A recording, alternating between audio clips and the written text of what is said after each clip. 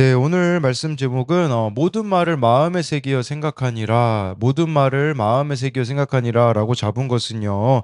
19절에 보면요. 마리아가 이 목자들로부터 예수님에 관한 천사들이 전해준 소식을 듣고 마음에 모든 말을 마음에 새기어 생각했다고 이렇게 말씀해주고 있습니다.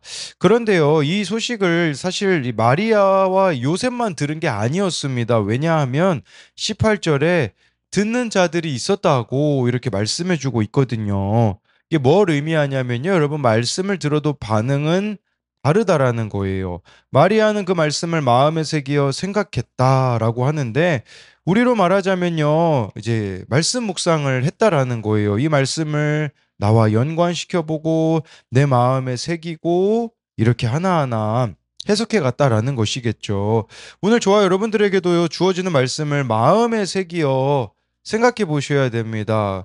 예, 귀로만 들으시지 마시고 정말 이것을 나를 비추어서 오늘 말씀에서 뭐라고 하셨는지를 생각해 보며 오늘 우리들에게 일어나는 일들 속에서 이 말씀을 해석해 가는 또 은혜가 있었으면 좋겠습니다.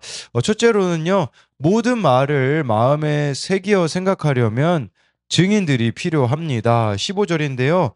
천사들이 떠나 하늘로 올라가니 목자가 서로 말하되 이제 베들레헴으로 가서 주께서 우리에게 알리신 바 이 이루어진 일을 보자 하고 어제 말씀에 의하면요. 목자들은 천사들로부터 예수님에 대하여서 들었습니다. 예, 목자들이 들었다라는 것은 예수님이 말구유에서 태어난 것으로 제가 설명을 드렸잖아요. 말구유에 태어나셨어야만 목자들이 찾아올 수 있었다라는 의미도 있고요. 여러분 어떤 자들이 또 말씀을 들을까요? 자기에게 주어진 일을 성실히 하고 있는 자라고도 볼 수 있어요. 왜냐하면 밤중에 목자들이 또 자기들에게 맡겨진 일들을 감당하고 있었던 것이죠. 그런데요, 목자는 그 당시 사람들이 보기에는 부정한 사람들이라고 말씀드렸잖아요. 율법을 지킬 수 없습니다. 음식을 가려 먹을 수가 없습니다. 예, 그렇기 때문에 유대인들이 보기에 목자들은 부정한 사람들이었거든요. 천사들이 전해준 소식을 들었을 때 여러분 자격지심이 들었을 수도 있습니다. 아니, 나 같은 게 과연 메시아를 가서 만날 수 있을까? 이런 생각이 들었을 수도 있는 것이겠죠. 전 여기서 한 가지 보게 된 사실이 있어요. 여러분들이 한번 생각해 보십시오. 예를 들어 여러분들이 법정에 서는데 증인을 선택할 수 있다면 여러분들 같으면 누구를 선택하겠습니까? 똑똑한 사람, 많이 배운 사람도 되고요. 세상적으로 능력이 있는 사람, 그런 사람들을 여러분 같으면 증인들로 세우지 않겠습니까? 그런데 하나님은 예수님은 누구를 증인으로 세우십니까? 목자들을 세우셨다라는 것을 주목하셔야 돼요. 여러분 예수님이 부활하실 때 누가 제일 먼저 확인했습니까? 증인이 되었습니까? 여자들이었습니다. 당시 시대 상황으로 진짜 증인으로 세우려면 능력 있는 사람들을 세워야 되지 않겠습니까? 그런데 왜 예수님은 이 목자들을 여인들을 증인으로 세우셨겠습니까? 예, 이들을 증인으로 세우는 것은 세상적인 기준으로 봤을 때는 합당하지 않을 수 있겠지만 예수님은 세상적인 기준을 가지고 여러분들을 증인으로 세우지 않으신다라는 것을 그래서 우리들이 가장 먼저 버려야 되는 게 있거든요. 그건 뭐냐면 자격지심입니다. 나 같은 게 과연 할 수 있을까? 예, 할 수 있습니다. 왜 못합니까? 이 목자들이 예수님의 증인이 되는 것을 통해서 우리가 생각해 봐야 돼요. 목자들, 여자들의 증인이 됐다라는 것은 어떻게 보면요. 이게 진짜 사실이기 때문이다라고도 할 수가 있는 것이겠죠. 그렇기 때문에 우리들은요. 나는 자격이 안 된다. 이런 말을 하나님 앞에서는 할 수 없다라는 것이에요. 예, 또 15절에서 한 가지 더 생각해 볼 수 있는 것은요. 목자가 서로 말하되예요. 예, 이것이 의미하는 게 뭐겠습니까? 여러분, 신앙 고백은 각자예요. 하지만 신앙생활은 공동체적입니다. 이걸 아셔야 돼요. 예, 그래서 구원은 개인적이죠. 그렇지만 그 구원으로 나아가기 위해서 필요한 것은 이처럼 증인 공동체, 교회 공동체라고 할 수가 있어요. 목자들이 서로 말하면서 베들레헴으로 가자고 했던 것이죠. 만약에 목자 한 사람이 들었다면 자격지심 때문에 안 갔을지도 모릅니다. 그런데 목자들이 서로 말하면서 같이 가자고 이야기해 줄 수 있는 여러분 교회 공동체가 있다는 것은 축복인 겁니다. 저도 이 부분에 대해서 예전에는 저도 이제 구속사를 모르고 했을 때는 리더의 위치에 있다 보니까 혼자 결정하던 것이 너무 많았어요. 너무 어렵더라고요. 근데 요즘은 물어봅니다. 구역장님에게 물어보고 교사들에게 물어보고 최근에 이제 물어본 것이 무엇이 있냐면 저희 교회에서 이렇게 원칙을 정하고 이성 교제를 하고 있는 청년들이 있는데 이제 갓 20살이 되었는데요. 방학을 맞이하여 그 점핑 하이라는 운동을 이 여자 청년이 하려고 하는데 마침 방학 기간 행사라서 이제 원 플러스 원이라서 한 명 돈만 내면 둘이서 할 수 있는 그런 부분이 있었어요. 그러니까 남자친구랑 하고 싶은 거겠죠. 그래서 여자 청년의 어머니가 저에게 물으셨어요. 저도 잘 애매해서 모르겠더라고요. 그래서 저도 청년부 구역장님에게 이렇게 물어봤는데 그때 이제 물어봤을 때 들었던 대답은 아무래도 이 점핑하이라는 운동은 주로 여자들이 하고 입는 옷도 달라붙는 옷을 입고 하기에 남자 청년을 지켜주기 위해서는 같이 해서는 안 된다라는 거죠. 남자들이 눈에 약하지 않습니까? 그 말이 맞다라는 생각이 들었어요. 그래서 그 여자 청년 어머니에게 전해 주었는데 그러면요 그 여자 청년이 그 소식을 들었을 때 충분히 화가 나지 않겠습니까? 자기가 원하는 것은 남자친구랑 같이 운동을 하는 것인데 그게 이루어지지 않으니 충분히 화가 날 만도 하죠. 그런데 저에게 이렇게 연락이 왔어요. 제가 남자친구랑 운동하고 싶어서 그냥 생각나는 대로 말한 것 같아서 죄송스러워요. 지금 막 생각해 보니까 목사님이랑 엄마한테 감사하더라고요. 어, 제가 만약 남자였다면 그 운동을 하면서 유혹에 쉽게 넘어갔을 것 같아요. 그 부분 생각해 주셔서 감사해요. 라고 이렇게 연락이 왔더라고요. 전 이것에 대해서 우리가 같이 고민하고 나눌 수 있는 공동체가 있다는 거, 그리고 그렇게 공동체의 조언을 따라오는 이들이 있다라는 것에 대해서 감사하게 되더라고요. 여러분, 아까 말씀드렸지만 구원은 각자지만 성화는 같이 해야 되는 겁니다. 그렇기 때문에 정말 저와 여러분들이 이렇게 공동체에 솔직하게 드러내고 물어볼 수 있는 또 그 사람의 구원을 위해서 우리가 같이 머리를 싸매줄 수 있는 그런 모습들이 있다면 얼마나 좋겠습니까? 16, 17절을 보면요. 빨리 가서 마리아와 요셉과 구유에 누인 아기를 찾아서 보고 천사가 자기들에게 이 아기에 대하여 말한 것을 전하니 목자들이 빨리 가서 마리아와 요셉과 구유에 누인 아이를 찾았다고 합니다. 여러분 베들레헴이 물론 작은 성읍이기는 하였지만 예수님 찾는 것은 어려운 일입니다. 우리로 말하자면 이 목자들은 말씀을 듣자마자 빨리 적용했다고 볼 수가 있습니다. 여러분 우리도요 말씀 듣다가 생각나는 게 있잖아요. 빨리 적용하셔야 돼요. 미루면요 못하게 됩니다. 핑계거리가 늘게 되어지는 것이겠죠. 그리고요 우리가 날마다 이렇게 말씀을 묵상하면 그날 그 말씀을 빨리 전해주어야 하는 사람이 생각날 수 있어요. 연락해야 할 사람, 찾아가야 할 사람이 생각나는 것이겠죠. 그래서 우리가 순종하여서 찾아가서 그 메시지를 전하면 어떤 일이 벌어질까요? 우리 18, 19절이거든요. 듣는 자가 다 목자들이 그들에게 말한 것들을 놀랍게 여기되 마리아는 이 모든 말을 마음에 새기어 생각하니라. 18절에 듣는 자라고 나와 있는데 세번역 성경에는 듣는 자들이라고 나와 있어요. 그렇기 때문에 이 목자들이 전해준 소식을 마리아, 요셉만 들은 게 아니라 들은 많은 사람들이 있었다라는 거겠죠. 그런데 반응한 사람은 마리아밖에 없었다라는 거. 이걸 기억하셔야 돼요. 여러분들이 말씀을 깨달아서 순종함으로 누구를 찾아가고 만나고 하잖아요.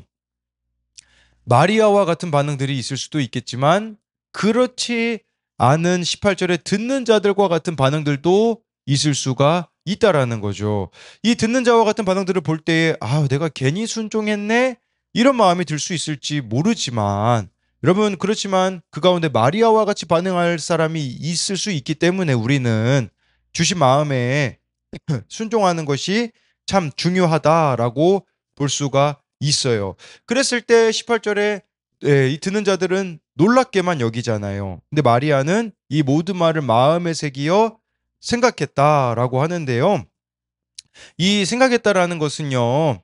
이게 해석했다라는 의미가 있거든요. 그러니까 여러분 우리가 말씀을 통해서 먼저 내 삶을 비추고 이 말씀으로 내 삶을 해석해 가야 된다라는 거예요. 저는 이 18절 19절이 오늘 저에게 좀 위로가 되더라고요. 이제 오늘 내일 저희 교회 청소년들이 수련회를 큐티 목회하시는 교회들하고 함께 이제 하잖아요. 그 큐젠이라고 큐티 제너레이션이라고 이름도 만들었거든요. 이제 큐티하는 다음 세대를 세우자라는. 그런데 이 수련회에 참여하는 이들이 있는가 하면 오늘 새벽에 일어나서 이제 말씀을 준비하는데 어느 아이에게 연락이 왔더라고요.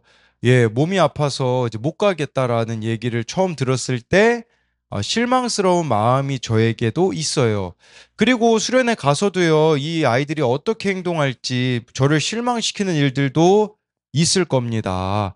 근데 저는 이 18절, 19절이 저에게는 위로가 되더라고요. 그래도 거기에 마리아와 같은 아이가 나올 것이다 라는 기대감이 생겨지더라고요.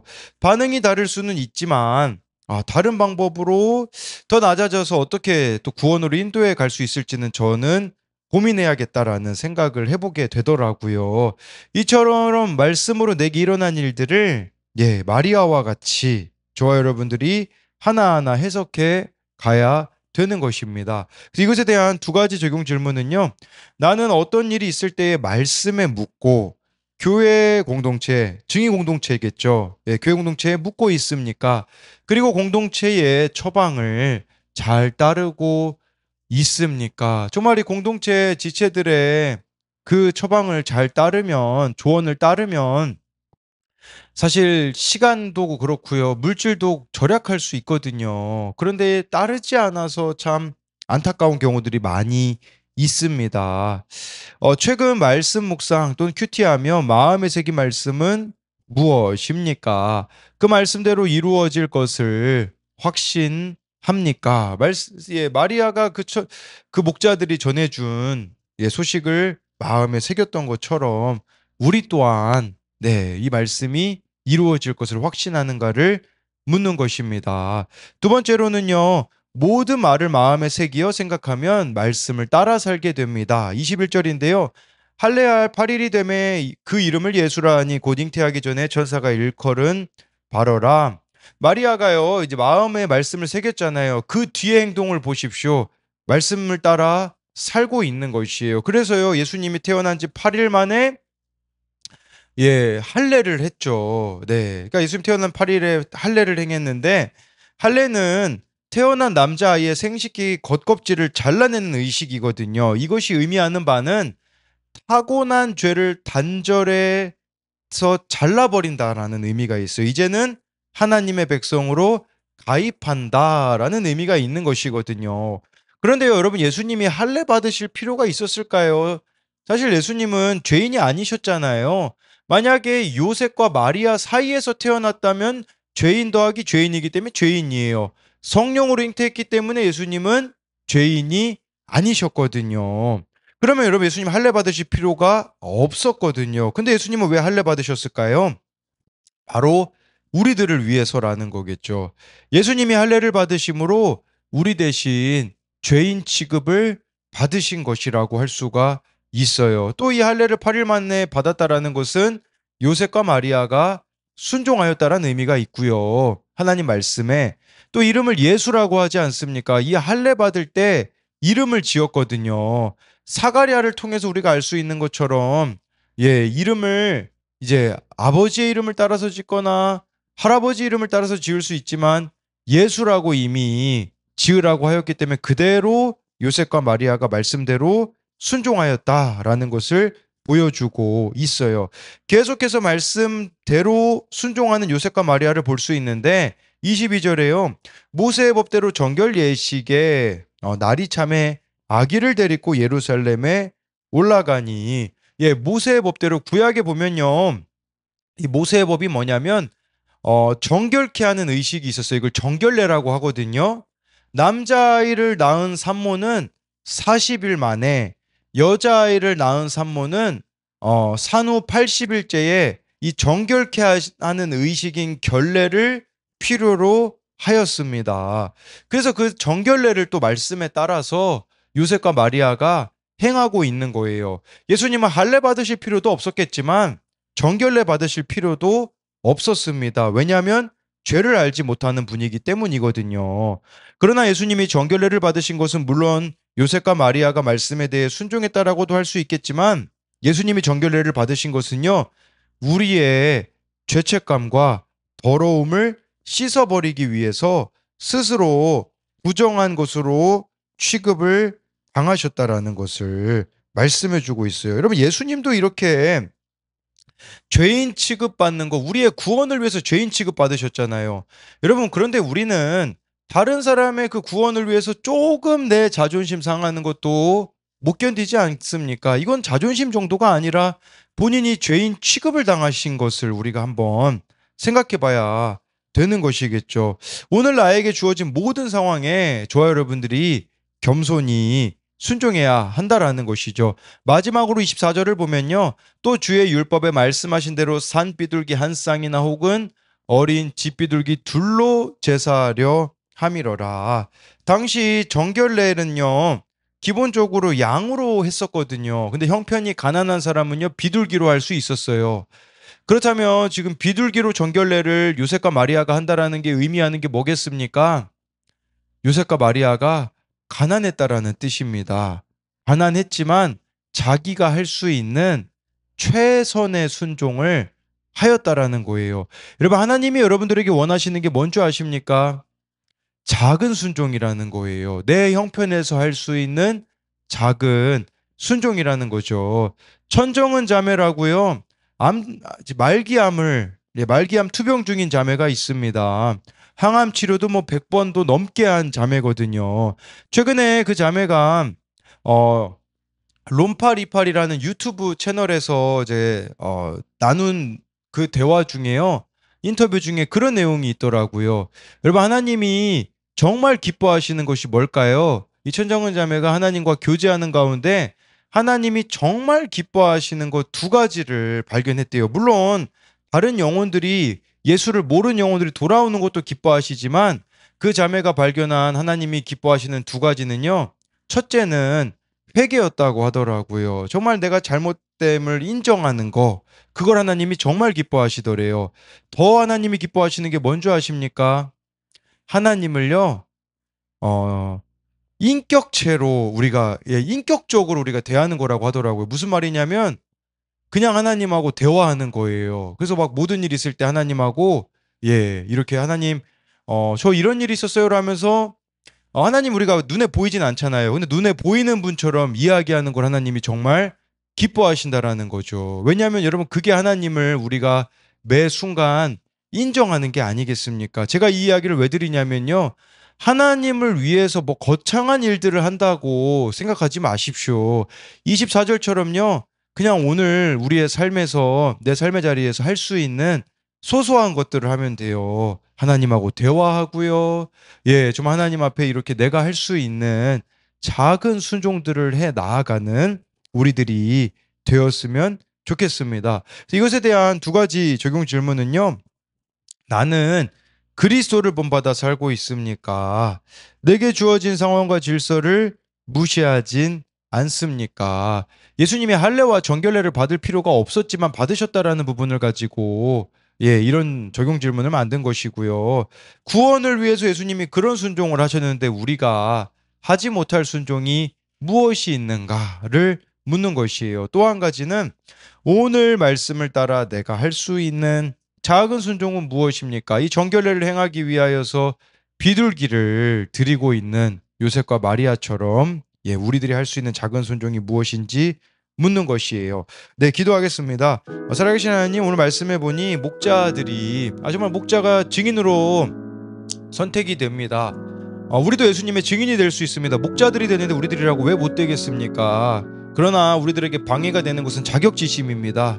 나 같은 게 될 수 있을까라는 생각이 들 수 있겠지만 될 수 있다고 말씀이 말씀하기에 정말 우리가 어떤 과거의 흑역사를 가졌을지는 모르나 예수 그리스도의 증인으로서 그 나의 어두웠던 과거들이 이제는 누군가를 살리는 도구로 쓰임 받기 원합니다. 또한 이 목자들이 서로 말하였습니다.